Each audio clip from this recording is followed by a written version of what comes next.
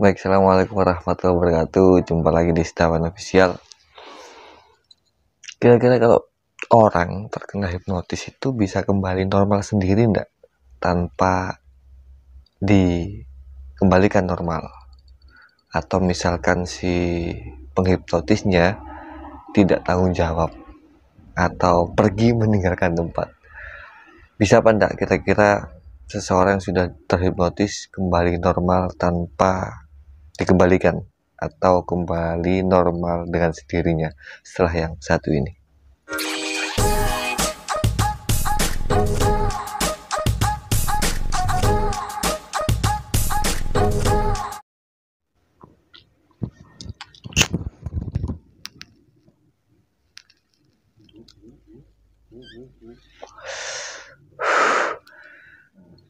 Baik, kembali lagi di channel ini, channel yang membahas tentang seputar dunia hipnotis, hipnoterapi, pikiran manusia, dan juga pikiran bawah sadar manusia. Beberapa yang ada hubungannya dengan pikiran manusia, termasuk semua hal yang ada hubungannya dengan pikiran manusia kita bahas di channel ini dengan apa yang saya mampu dan apa yang saya bisa, gitu ya. Kembali ke pertanyaan tadi, sebenarnya ada pertanyaan di salah satu video saya yang dulu, ada pertanyaan dari siapa lupa, nanti saya kasih di sini ya. 1 tahun yang lalu sebenarnya, tapi baru saya temui atau baru ingat sekarang karena jarang baca komen atau mungkin jarang upload video.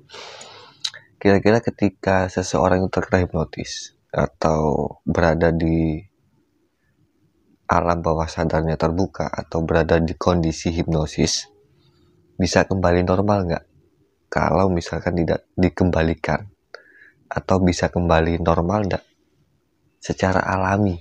Ada kemungkinan si penghipnotisnya pulang, atau ada kemungkinan si penghipnotisnya tidak bertanggung jawab, atau ada kemungkinan yang lain yang mengakibatkan meninggalkan si subjek atau subjeknya ini masih dalam keadaan terhipnotis.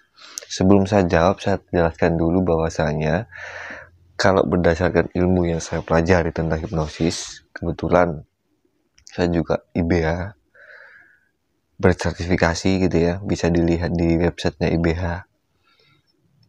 Hipnotis itu baru bisa kita lakukan kepada seseorang dengan 3 syarat.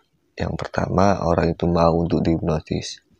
Yang kedua, orang itu mempunyai fokus yang baik. Yang tiga, orang itu mengerti komunikasi atau mengerti bahasa kita. Jadi yang pertama adalah orang itu mau dan siap untuk dihipnotis. Yang kedua, orang itu mempunyai fokus yang baik. Yang ketiga, orang itu mengerti komunikasi atau mengerti bahasa yang kita komunikasikan. Jadi kalau ketiga hal ini tidak terpenuhi, proses hipnotis tidak akan bisa terjadi, atau mungkin bisa terjadi tapi tidak maksimal. Apalagi kalau kita ngomongnya terapi ya, terapi yang menggunakan metode hipnotis. Jadi ketiganya ini harus ada. Yang pertama, si pasien harus mau untuk di terapi atau dengan kesadaran sendiri atau kemauannya sendiri, tidak bisa dipaksa. Yang kedua, mempunyai fokus yang baik. Yang ketiga, bisa komunikasi, artinya mengerti bahasa yang kita ucapkan. Itu nanti proses hipnotis atau proses hipnoterapi bisa berjalan dengan baik. Kembali ke pertanyaan tadi, kalau sudah dijelaskan bahwa hipnotis itu ada 3 tadi syarat utamanya, meskipun nanti tidak diperlihatkan oleh si penghipnotis, tapi yang jelas ada kemauan, bisa diajak komunikasi dan mau menjawab, menimbulkan kenyamanan antara si penghipnotis dan juga subjeknya atau subjeknya, itu termasuk dalam kategori mau, meskipun tidak secara langsung menjawab iya mau, tidak. Jadi kata-kata mau ini adalah kita mau ngobrol, kita nyaman, kita mau berinteraksi dengan baik dengan si penghipnotis, itu itu bisa diartikan mau. Jadi nggak harus ngomong mau gitu ya. Berdasarkan pengertian tadi, kira-kira pada saat kita sudah di kondisi hipnosis, bisa nggak kembali ke kondisi normal dengan alami? Bisa nggak kembali keadaan normal tanpa dikembalikan oleh si penghipnotis? Jawabannya bisa. Jawabannya bisa. Kenapa kok bisa? Ini penjelasannya. Pada saat kita menghipnotis seseorang, itu kondisi seseorang itu harus minimal di kondisi alfa. Jadi kondisi itu ada kondisi beta. Beta itu sadar, fokusnya luar biasa, kesadarannya luar biasa, waspadanya luar biasa pada saat kita seperti ini sadar. Setelah itu masuk ke alfa. Ke alfa itu posisi critical areanya atau gerbang menuju ke bawah sadarnya sudah mulai terbuka. Meskipun belum lebar. Yang ketiga posisi theta ini benar-benar di bawah sadar atau di dalam kesadaran yang paling rendah. Ini sugesti apapun kalau sudah masuk di kondisi theta ini bisa menjadikan perubahan yang luar biasa. Entah itu baik, entah itu buruk. Yang keempat kondisi delta. Delta itu kondisi pada saat kita tidur, bermimpi dan lain sebagainya.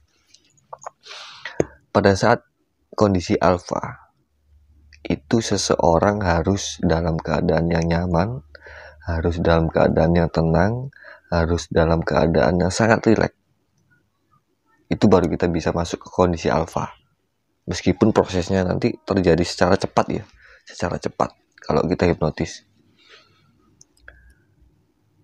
Pada saat seseorang itu sudah masuk kondisi alfa, apalagi ke kondisi theta, itu pasti dalam keadaan yang sangat nyaman, keadaan yang sangat rileks, keadaan yang sangat santai. Makanya biasanya para penghipnotis setelah memberikan induksi, ya induksi itu peralihan dari beta ke alfa atau peralihan dari pikiran sadar menuju ke bawah sadar, itu biasanya ada beberapa metode yang dilakukan. Ada shock induction atau kejutan, ada dengan tahap-tahapan atau terapi, biasanya menggunakan tahapan-tahapan, tidak dengan shock induction.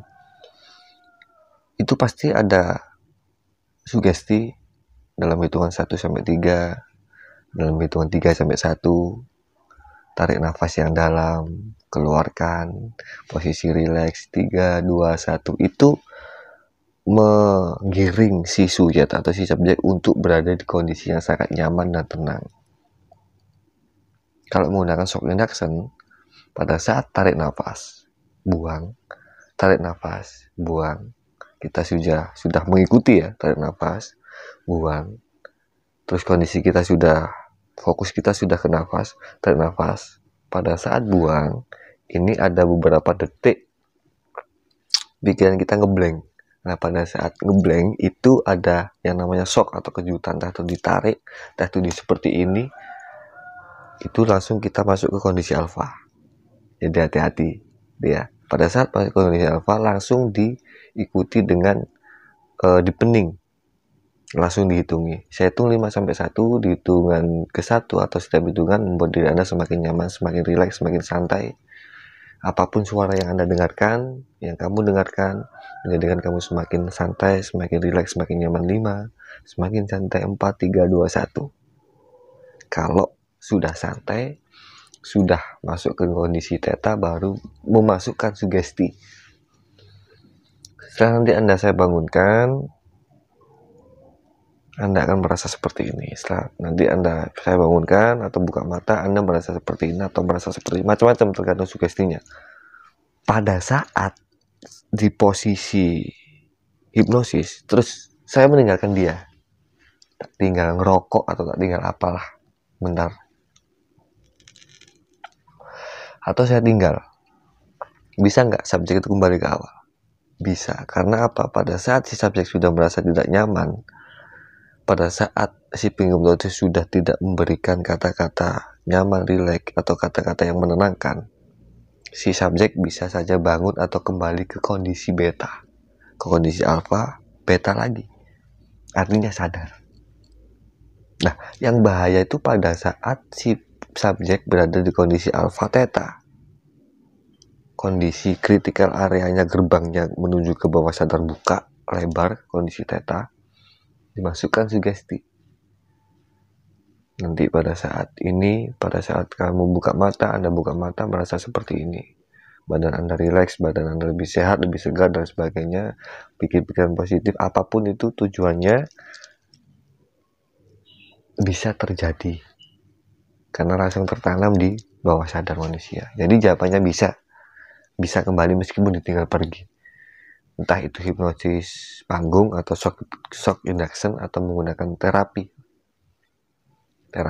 gitu ya. Jadi jawabannya bisa kembali ke kondisi normal dengan alami. Makanya teman-teman, pada saat kita membuat video tentang hipnotis atau pikiran bawah sadar manusia, ini tanggung jawabnya besar, Pak. Besar banget. Makanya tidak kita berikan caranya semuanya. Silakan ikut pelatihan. Nanti mendapatkan sertifikasi atau bersertifikat bahwasanya kita sudah bisa melakukan hipnotis kepada diri kita atau orang lain. Karena kalau kita hanya belajar atau seorang hipnoterapis itu atau seorang trainer atau seorang instruktur itu memberikan materi semuanya full di platform yang semua orang bisa mengakses seperti YouTube dan sebagainya, bahaya, Pak. Tanggung jawabnya berat. Karena bisa saja orang tidak bertanggung jawab menirukan atau melakukan hipnotis ini untuk berbuat yang tidak baik atau hal-hal yang negatif. Jadi semua seorang trainer, instruktur atau penghipnotis itu pasti, dan saya yakin, tidak memberikan materinya full di YouTube atau di sosial media secara terbuka.